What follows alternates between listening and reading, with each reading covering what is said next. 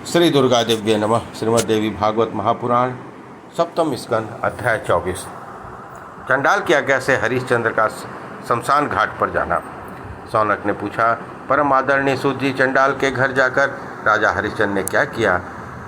आप मेरे इस प्रश्न का शीघ्र उत्तर देने की कृपा करें। सूत जी कहते हैं, तिजवर विश्वामित्र के चले जाने पर चंडाल का मन प्रसन्नता से खिल उठा। उसने विश्वामित्र को निश्चित रकम दे दी और राजा को बांध लिया। तुम फिर झूठ बोलोगे, यूँ कहकर उस चंडाल ने राजा हरिश्चंद्र को डंडे से मारा। डंडे की चोट लगने से उनका चित्त चंचल हो उठा, उनकी इंद्रियां व्याकुल हो गईं। फिर बंधुओं का वियोग तो उनके मन में संतप्त कर ही रहा था। चंडाल ने उन्हें अपने घर में ले जाकर कारागार में डाल दिया और स्वयं शांतचित्त होकर सो गया। अब राजा हरिश्चंद्र का समय चंडाल के कारागार में व्यतीत होने लगा। उन्हें अन्न और जल का परित्याग दिया था। वे निरंतर मन में सोचते रहे, मेरी दुर्बल स्त्री दया का पात्र है। दीन मुख वाले बालक को देखकर मुझे असीम कष्ट होता होगा। वह मुझे याद करने की सोचती होगी कि राजा हमें बंधन से मुक्त करेंगे, धन कमाकर प्रतिज्ञा की हुई रकम ब्राह्मण को चुका देंगे, रोते हुए पुत्र को तथा मुझको वे बुलाएंगे, तब मैं उनके पास चली जाऊंगी। फिर मेरा यह बालक पिताजी पिताजी कहकर रो पड़ेगा, तब उसे भी वे बुला लेंगे। मृग शावक के नेत्रों के समान सुंदर आंखों वाली मेरी उस प्रिया को पता नहीं है कि मैं चंडाल हो गया हूँ। राज्य मेरे हाथ से निकल गया, इष्ट मित्र सब अलग हो गए। मैंने स्त्री और पुरुष को पुत्र को बेच दिया। फिर मुझे चंडालता स्वीकार करनी पड़ी। अहो, यह कैसी विधि विडंबना सामने आ गई। इस प्रकार महाराजा हरिश्चंद्र चंडाल के घर रहते हुए निरंतर स्त्री और पुत्र का स्मरण करने लगे। देव के विधान से परम दुखी नरेश को यूँ 4 दिन बीत गए। जब 5वां दिन आया तब दोपहर के समय चंडाल ने उन्हें कारागार से निकाला और शमशान पर मृत व्यक्तियों के कफन लेने की आज्ञा दी। उस क्रोधी चंडाल ने अत्यंत कठोर वचनों का प्रयोग करके बारंबार डांटते हुए कहा। राजा हरिश्चंद्र से कहा, देखो, काशी में दक्षिण भाग में एक विशाल शमशान घाट है। तुम न्यायपूर्वक वहाँ की रखवाली करो। तुम्हें कभी भी वहाँ से हटना नहीं है। इस पुराने डंडे को लेकर तुम अभी वहाँ चले जाओ, जहाँ भली भांति घोषित कर देना चाहिए कि यह दंड महाबाहु प्रवीर का है।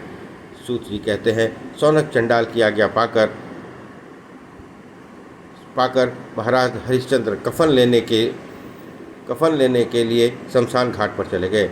वह शमशान घाट काशीपुरी के दक्षिण भाग में था।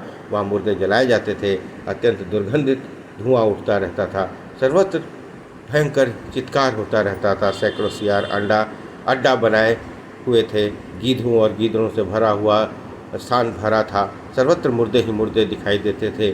चारों ओर हड्डियां बिखरी पड़ी थी। दुर्गंध की पार नहीं था। आधा जले मुर्दों के मुख दांतों से बड़े विभत्स लग रहे थे। मृतकों के बंधु बांधव चिल्लाते थे। वहाँ भीषण कोलाहल मचा रहता था। पुत्र, मित्र, भाई, बंधु, वत्स, प्रिया को संबोधित करके मनुष्य कहते, हाँ, आज तुम हमें छोड़कर जा रहे हो।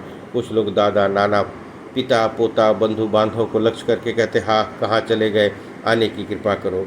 प्राणियों के इन हृदय विदारक शब्दों से वहाँ का सभी स्थान सदा भरा रहता था। मांस मज्जा मेद के जलते हुए साय साय की ध्वनि निकलती थी। अग्नि में चटाने की भयंकर शब्द होता था। उस समय भय उत्पन्न करने वाला वह शमशान घाट ऐसा जान पड़ता था मानो प्रलय काल ही सामने उपस्थित हो। राजा हरिश्चंद्र मुर्दों को देखने के लिए इधर उधर घूमने लगे। वे संपूर्ण शरीर पर मैल जम गई थी। यत्र दौड़ते हुए वे भी छड़ी के समान ही प्रतीत होते थे। इस शव को यह मूल्य मिला, पुनः उसे मूल्य मिलेगा। यह मेरा है, यह राजा का और यह चंडाल का। इस प्रकार की दुस्तर व्यवस्था में राजा व्यस्त रहने लगे। उनके शरीर पर एक ही पुराना वस्त्र था जिसमें बहुत सी गांठें पड़ गई थी। एक गुदड़ी उनके पास थी। हाथ, पैर, मुख, उदर चिता की राख और धूल से धूसरित थे। हाथ की उंगलियां तरह तरह के मांस, रुधिर और मज्जा से सनी थी।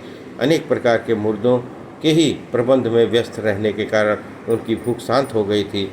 वह दिन में सोते थे, न रात में ही। इस प्रकार महाराजा हरिश्चंद्र के 12 महीने 100 वर्ष के समान बीते। इस प्रकार श्रीमद् देवी भागवत महापुराण सप्तम स्कंद अध्याय 24 समाप्त हुआ। बोलिए दुर्गा महारानी की जय।